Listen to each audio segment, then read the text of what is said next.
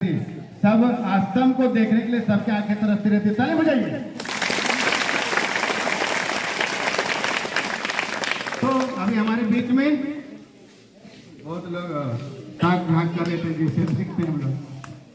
तो मैं आप लोग के सामने हमारी बेटी, मैं तो नानी कह के पुकारता था, नानी वास्तव में नानी है, उसको मैं आप लोग के सम्मुख में यहाँ बुलाता हूँ।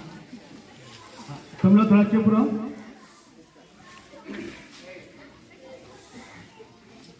हम लोग ताली बजाएंगे यार, क्या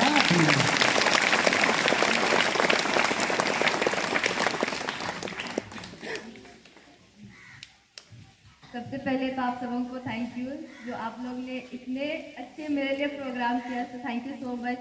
मुझे बहुत अच्छा लग रहा है आप लोग के बीच में आके। जब मैं यहाँ एंट्री की तो मुझे अपना पुराना स्कूल याद आने लगा। मैं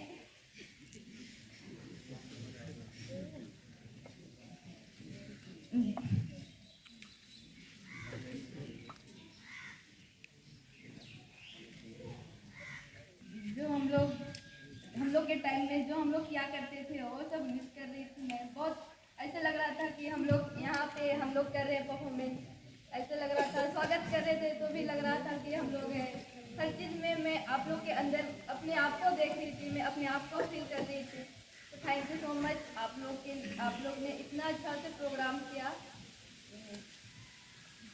आप लोग ने इतना वेट किया, इतने धूप में कड़ी मेहनत में आप लोग ने खड़ा होके इतना लेट तक वेट किया। Thank you so much. मैं भी आप लोग के जैसे ही इस विद्यालय से ही पढ़ी हूँ। मैं यहाँ केजी से स्टार्ट की थी और 6 तक पढ़ी हूँ। मैं यहाँ 2016 में ये स्कूल छोड़ दी। फिर मैं यहाँ से हजारीबाग स्कूल में पढ़ती थी। बट मुझे ये स्कूल बहुत याद रहता है क्योंकि मेरा ये बचपन का स्कूल है। तो मैं ये स्कूल के साथ मेरा बहुत पुराना रिश्ता है जो कभी नहीं टूट सकता है शायद से।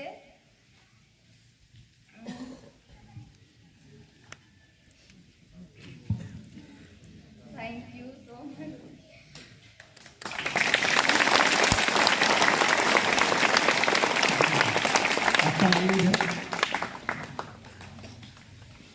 मैं नाना भी और एक शिक्षक भी हूँ। मेरा दिल से कभी कभी सवाल करने का मन करता है, बुरा मत मानना, मैं तुमसे छोटा हो गया हूँ। अच्छा ये बताओ, तुम भारतीय टीम का जब कैप्टन बनी तो आपको कैसे लगा?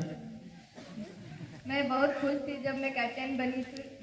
मुझे बहुत बाद में पता चला था कि मैं कैप्टन बन गई हूँ। बट मुझे फिर बाद में न्यूज़ के जरिए मुझे पता चला कि मैं कैप्टन बन गई हूँ। तो मुझे बहुत खुश लगा जब हमारे हेड कोच ने बोला कि तुम्हें कैप्टन के रूप में, मतलब पूरे टीम की ओर से तुझे कैप्टन के रूप में सौंपा गया है। तो मैं बहुत एक्साइटेड थी, बहुत खुश थी क्योंकि मैं इस छोटे से इलाके से थी और हमारा एरिया बहुत क्या बोले शहर से बहुत बाहर है। तो मुझे बहुत अच्छा लगा कि हम एक छोटे से इलाके से बच्ची आगे जा रही है और पूरा स्कूल का नाम रोशन हो रहा है गाँव के। तो बहुत खुशी है। ताली बजाइए। दूसरा सवाल, आप हमारे विद्यार्थियों को क्या संदेश देना चाहते हैं, क्या प्रेरणा देना चाहती हैं जरा, क्योंकि आप तो आगे हो गई हैं। क्या आप अकेले होना आगे चाहते हैं कि सबको लेकर चलना चाहते हैं? कोई आपकी इच्छा क्या है? नहीं, मैं आप सबको एक साथ लेके आगे बढ़ना चाहूँगी। मैं सिर्फ आप लोग से यही कहती हूँ कि फादर ने भी बोले थे कि डिसिप्लिन एक प्लेयर या तो एक स्टूडेंट के लिए बहुत इम्पोर्टेंट होता है। और एक प्लेयर के लिए तो बहुत इम्पोर्टेंट होता है उसका हार्डवर्क, उसके अंदर कितना जुनून है। सिर्फ एक प्लेयर के अंदर जुनून होना चाहिए। अगर एक प्लेयर के अंदर जुनून है तो उसे कोई भी नहीं रोक सकता है। बोलते हैं बहुत से लोग कि गरीब है ये क्या करेगी, गरीब है क्या करेगी, बट ऐसा नहीं होता है। जिसके अंदर जुनून है वो करके दिखाता है। अगर उसे कोई भी रोके वो नहीं रोक पाता है क्योंकि उसके अंदर जुनून है, कुछ करने का जुनून है। इसलिए आप लोग से मैं यही चाहती हूँ कि आप लोग भी अगर स्पोर्ट्स के क्षेत्र में या तो पढ़ाई के क्षेत्र में जिस भी क्षेत्र में आप लोग हैं कि आप लोग उसको बरकरार रखिए और मेहनत करते रहिए। तो आप लोग भी एक दिन इसी तरह मेरे से इस मंच पे आके किसी को बात बताइएगा। बहुत बहुत धन्यवाद।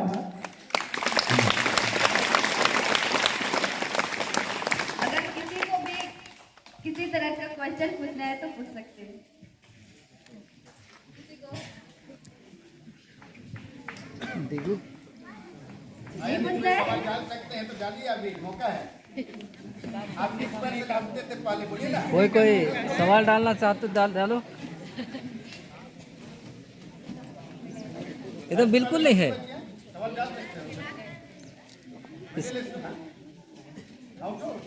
सकते हैं।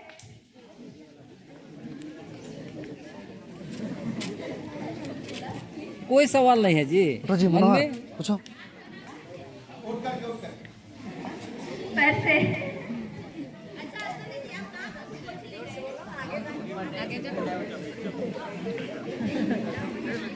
सबसे पहले तो फुटबॉल यहाँ से स्टार्ट हुआ था मेरा। आर्टिफिशियल स्कूल बनारस से, मैं यही ग्राउंड में खेलती थी।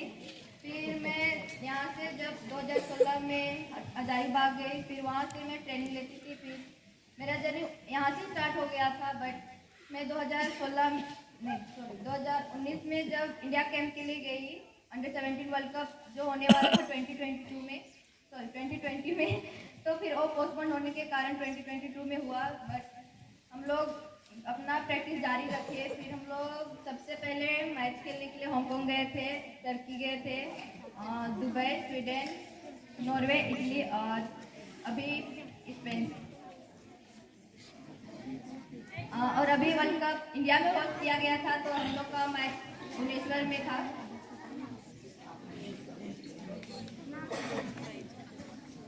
किसी को कुछ पूछना है पूछ सकते हैं।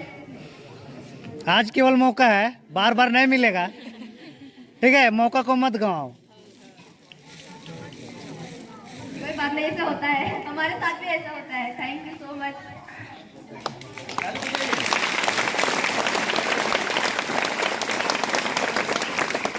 मैं कार्यक्रम को आगे बढ़ाने के पहले पुनः आस्था उम्मीदवार को धन्यवाद देते हैं सुंदर संदेश देने के लिए, प्रेरणा देने के लिए। और मैं उनके वहीं पर थोड़ा खड़े हो जाएंगे, उनके परिवार वाले, उनका पिताजी खड़े हो जाएंगे। पिताजी उठिए। जानेंगे हम लोग कि उनके माता पिता कितने कठिन परिश्रम से उनको आगे बढ़ाए। हाँ, उनकी माँ सबके पहचानिए, स्तन के माँ बाप को पहचानिए। उसके बाद उसकी बहन सुमीना इंदवार, सुमीना, हाँ, वो भी यहाँ पढ़ती थी, खूब दौड़ती थी, पीछे सामने रखते आते थे। उसके बाद अलका फुटफुटिया, याद करते हैं। देखो इसका इतना जज्बा है, इतना जुनून था इसमें अलका में कि सब दौड़ में 100 मीटर से लेकर 800 मीटर तक जितने भी मिडिल स्कूल में जो भी स्पोर्ट्स होता था, अलका इंदवार एकदम फर्स्ट आती थी। और लंबी दौड़ में सुमीना इंदवार एकदम बिल्कुल फर्स्ट आती थी, हम लोग याद करते हैं। और अर्पण तो थोड़ा सोया रहता था यार। अर्पण है। और एक दीदी ने सुमीना इंदवार भी यहीं से पढ़ी है ना। तो ठीक से देखिए, लोग अपनी बेटी लोग को, बेटा लोग को कैसे मजदूरी करके अपना पेट काट करके इतने ऊंचे ओहदे पर पहुंचा दिए हैं। तो इनके लिए भी हम लोग इनको भी बधाई देते हैं, शुभकामना देते हैं। और उनसे हम लोग शिक्षा लेंगे कि कैसे हमारे माता पिता इतना कठिन परिश्रम कर रहे हैं और उसका फल कैसा मिलना चाहिए। तो चलिए इनका हम बधाई बोलते हैं और इनके लिए हम लोग ताली बजाते हैं।